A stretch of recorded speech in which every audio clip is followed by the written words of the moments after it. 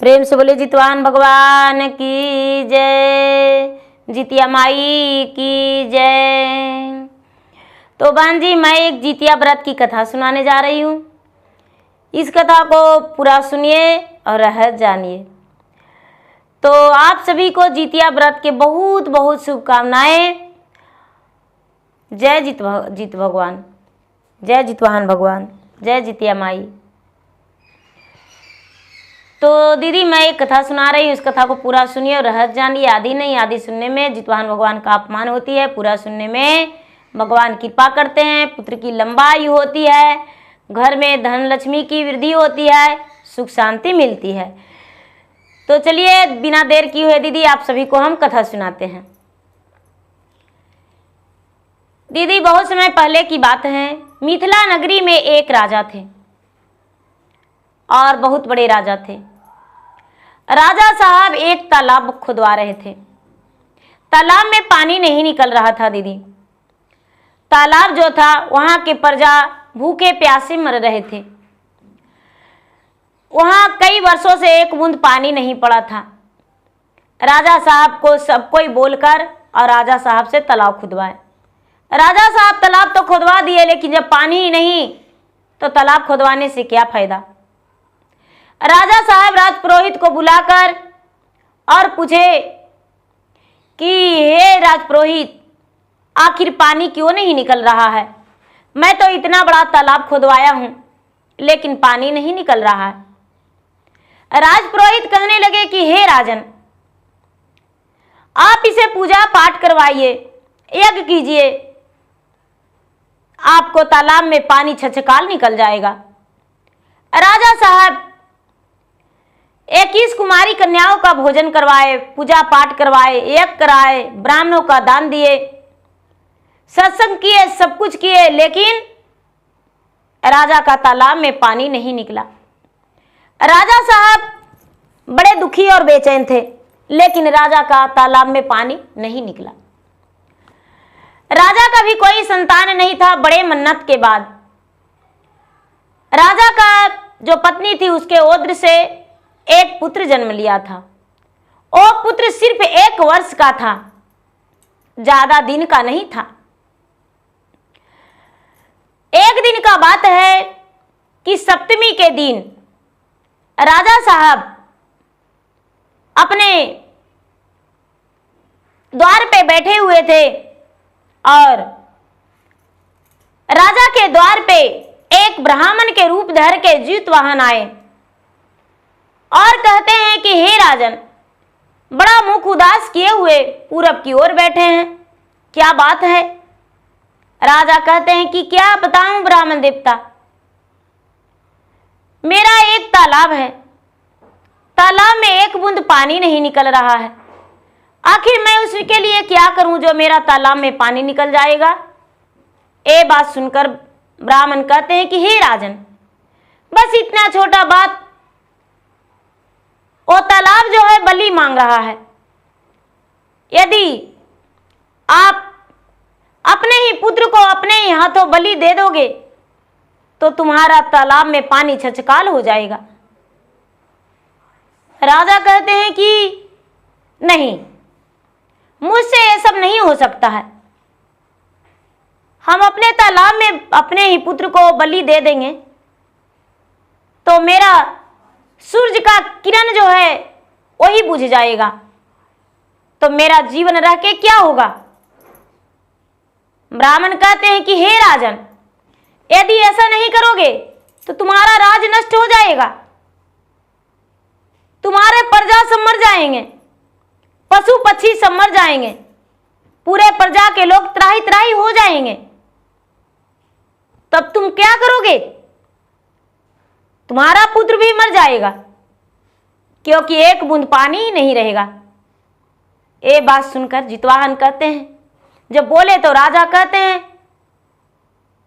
कि कुछ सोचते हैं।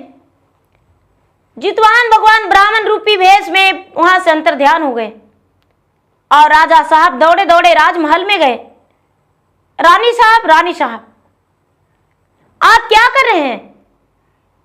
रानी साहब बोली, राजा साहब आपको नहीं पता, आज सप्तमी का दिन है, आश्विन मास कृष्ण पक्ष सप्तमी का दिन है, आज नहाई खाई है, कल मेरा उपवास है, तो इसलिए हम गंगा स्नान जाने का तैयारी कर रहे हैं। राजा बोले कि हे रानी, आपका पिताजी का बहुत जोरों से तबीयत खराब है, अभी तो नाई आया था और बोलकर चला गया, वो भी बहुत बिजी था।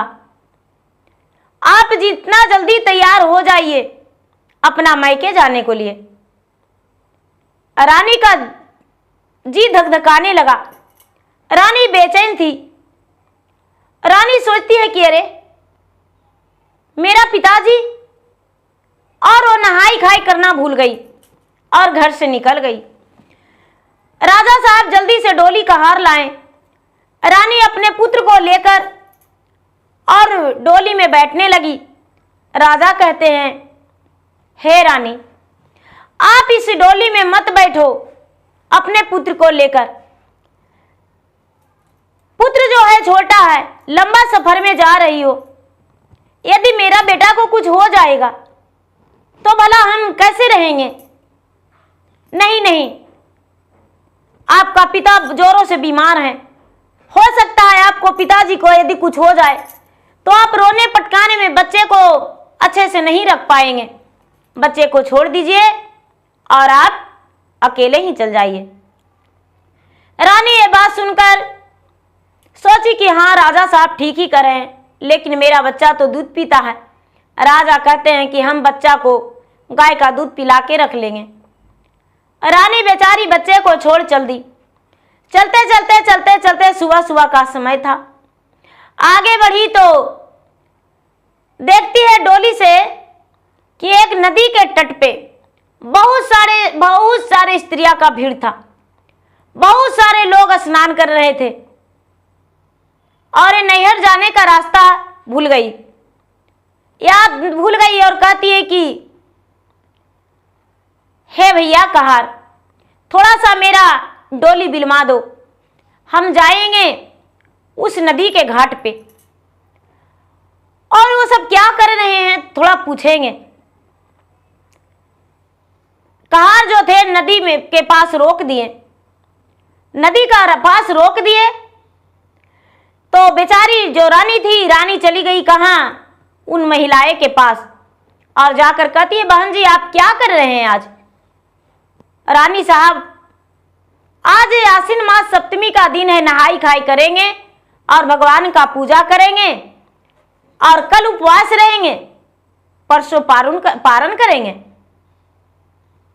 ये बात सुनकर रानी बोली, अरे हम तो भूल ही गए थे, मेरा भी एक बेटा है और मैंने भी गंगा घाट जाने का तैयारी कर रहे थे और राजा साहब मुझे कुछ सुना दिए और वही में हम भूल गए।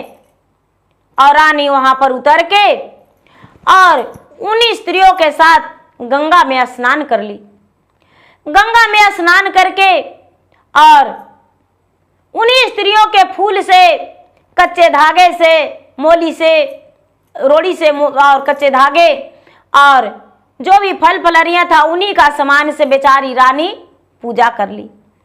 पूजा करके दीदी और भगवान से प्रार्थना करके अपने पुत्र के लंबे आयु के लिए कामना करके और फिर से डोली में बैठ गई। रानी का मैके दूर पड़ता था दीदी। उस दिन सप्तमी का दिन था। चलते चलते चलते चलते चलते चलते चलते चलते चलते रात्रि हो गया। जब रात्रि हो गया दीदी तो रानी एक गांव में एक ब्राह्मण के घर रुक गई। एक ब्राह्मण के घर रुक गई तो ब्राह्मणी जो थी वो भी व्रत में थी, व्रत करने ही वाली थी। ब्राह्मणी जो थी वो नियम धर्म से अपने रसोई में पुआ बना रही थी।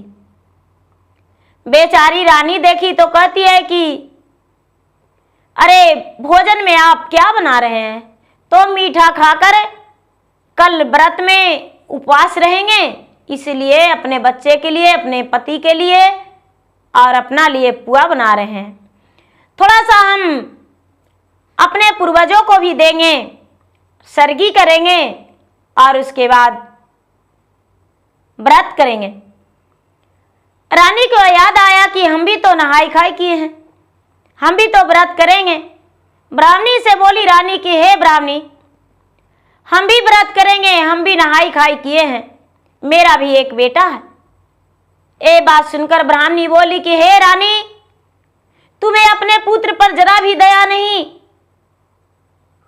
जब तुमने सुनाई कि मेरा 1 ही वर्ष का पुत्र है, तो भला उसे छोड़ तुम कैसे जा रही हो?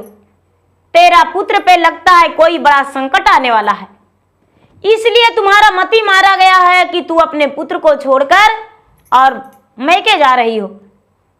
रानी बोली नहीं, ऐसा कोई बात नहीं, मेरे पति मेरे बच्चे से बहुत प्यार करते हैं, इसीलिए अपने पति के भरोसा मैंने अपना बच्चा को छोड़ दिया हूं।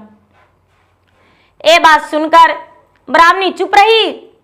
रानी नियम के अनुसार भोजन किया उनके यहाँ, और जब 3 बजा तो बेचारी स्नान करके और केले के पत्ते पे करके और भोजन चढ़ाई अपने पूर्वज के लिए और चिल माता के लिए, सियारिन के लिए, गुरूर महाराज के लिए, गौ माता के लिए, सबके लिए सरगी दी और खुद का सरगी की।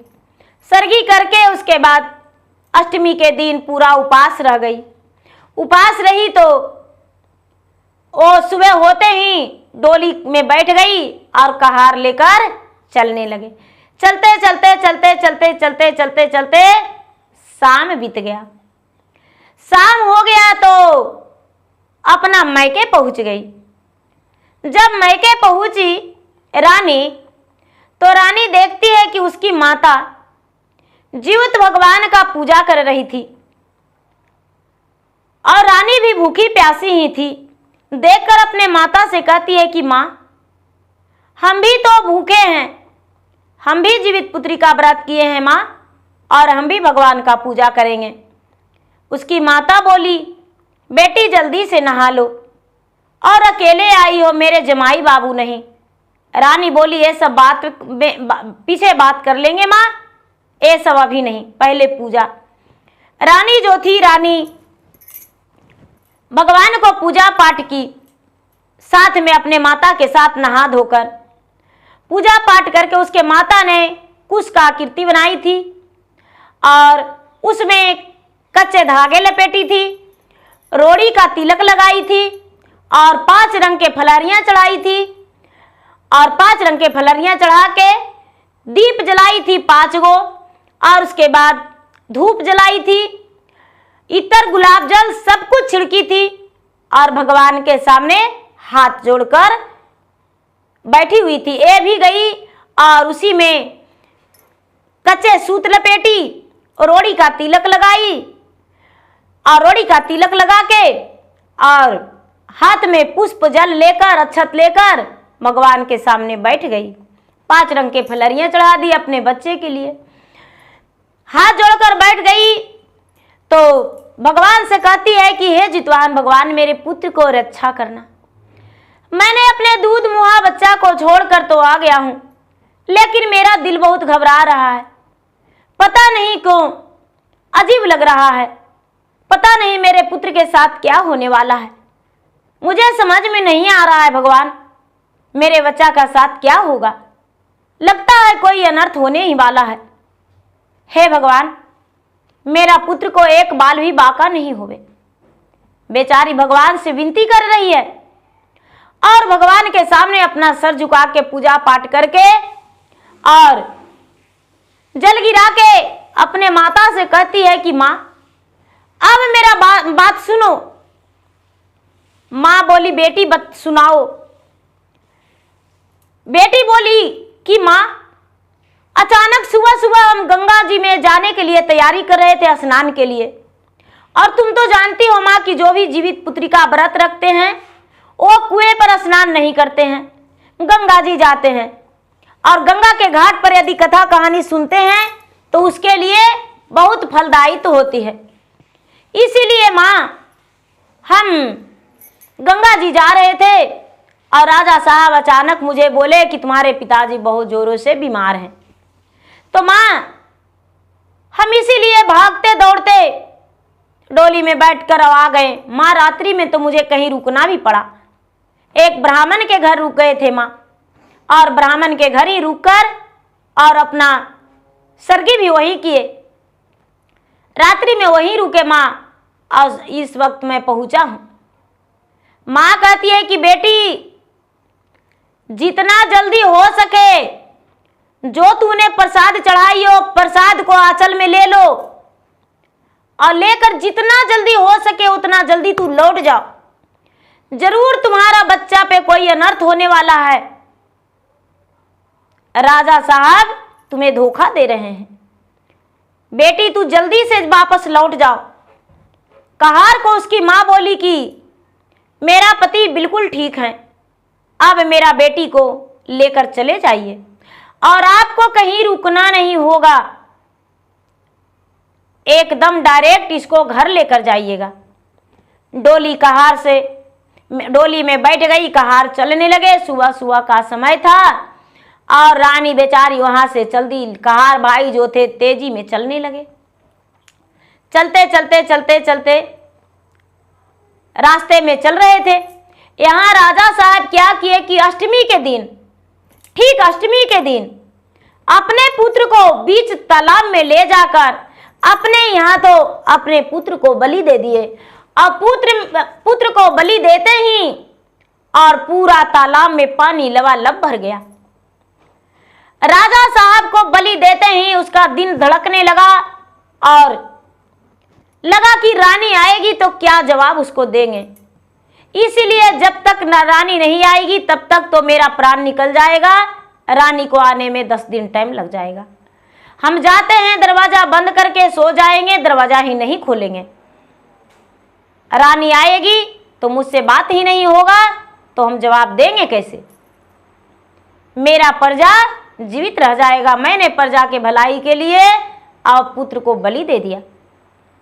हे भगवान मुझे क्षमा कर देना, मैं अपने पुत्र को बलि दिया हूं प्रजा के भलाई के लिए, अपने राज्य के रक्षा के लिए।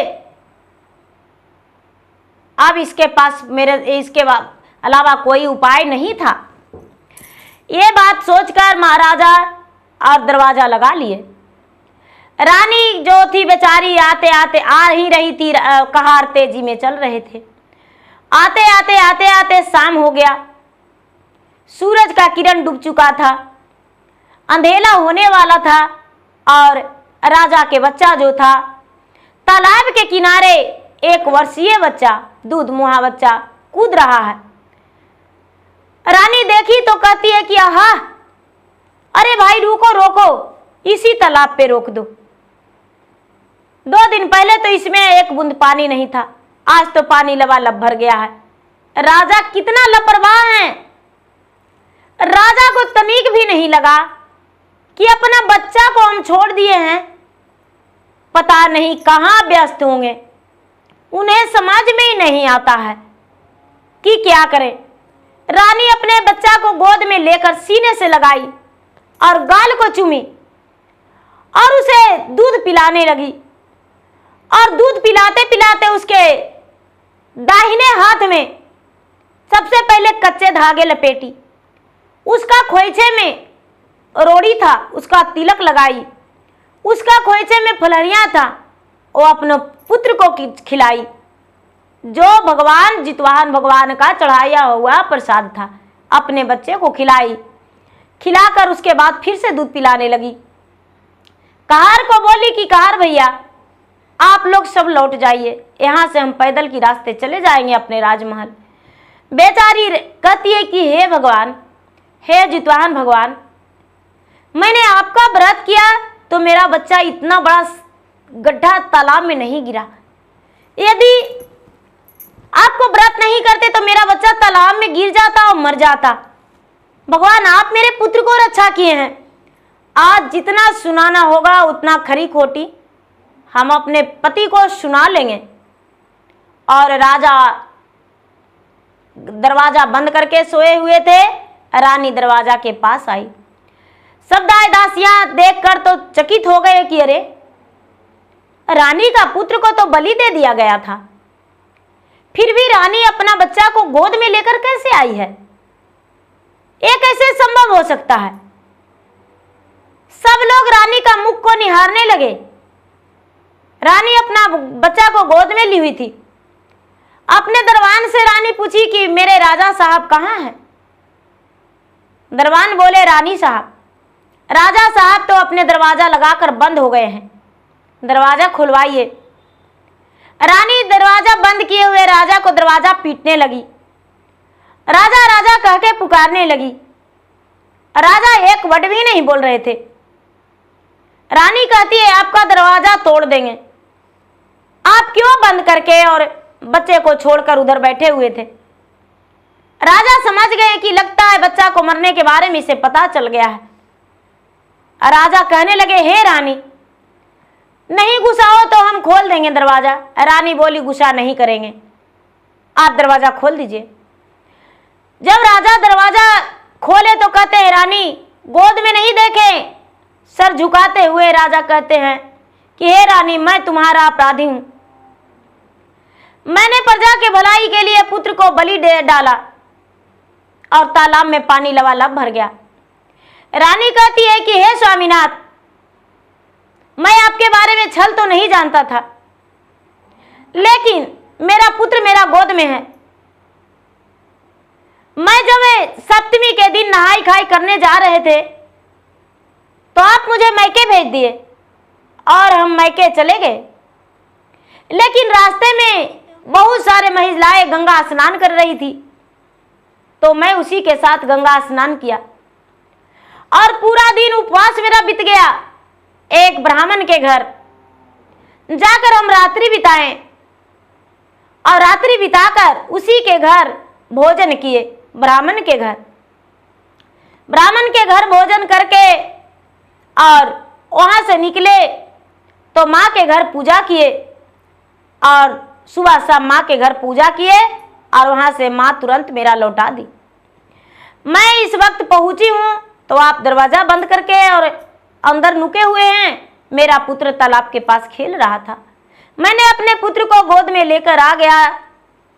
ये सब जितवाहन भगवान का कृपा है, दया है। सारा लोग हाहाकार मचा दिए और पूरा शोर हो गया कि राजा साहब जिस पुत्र को बलि दिए थे वो पुत्र फिर से जीवित हो गया है। रानी का जीवित पुत्री का व्रत के कृपा से पुत्र रानी का जीवित हो गया। सारा लोग रानी को बधाइयां दिए और राजा को शाबाशी दिए। राजा उस दिन से व्रत को बहुत मान सम्मान देने लगे। पूरे प्रजा को नहाई खाई के दिन भोजन बंटवाते थे, अन्न बांटते थे। राजा मुफ्त में फलहरिया बांटते थे कि जिनके पास नहीं है वो ले जाकर और अपने घर व्रत करे, अपने पुत्र के लंबे आयु के लिए भगवान से कामना करे। जब सप्तमी के दिन, आश्विन मास सप्तमी के दिन आता था, कृष्ण पक्ष सप्तमी के दिन, दीदी एक माह में 2 सप्तमी आती है, एक शुक्ल पक्ष और एक कृष्ण पक्ष। तो शुक्ल पक्ष हो गया दीदी वो अमावस के बाद और कृष्ण पक्ष हुआ वो पूर्णिमा के बाद। तो पूर्णिमा के बाद जो हो अंधियाली और वो जो है इंजोरिया होता है। तो अंधियाला जो अंधेरिया होती है दीदी, तो अंधेरिया में ही कृष्ण पक्ष कही जाती है और कृष्ण पक्ष में ही ये व्रत मनाई जाती है। ये जो है पितर पक्ष में ये व्रत की जाती है, पूर्वजों को भी दी जाती है, क्योंकि पितर पक्ष में ही जितवान भगवान का पूजा की जाती है और भगवान सबको कृपा करते हैं, दया बरसाते हैं। जो बांझन है दीदी वो भी भगवान के व्रत रखती है, उसे भी भगवान संतान दे देते हैं। भगवान जिसका पुत्र 4-6 महीना के होके पेट में से ही वो हो जाता है, उसे भी भगवान सुंदर पुत्र दे देते हैं जो गोद भरा रहता है। जीवित पुत्रिका में इतना शक्ति है। तो प्रेम से बोलिए जितवाहन भगवान की जय।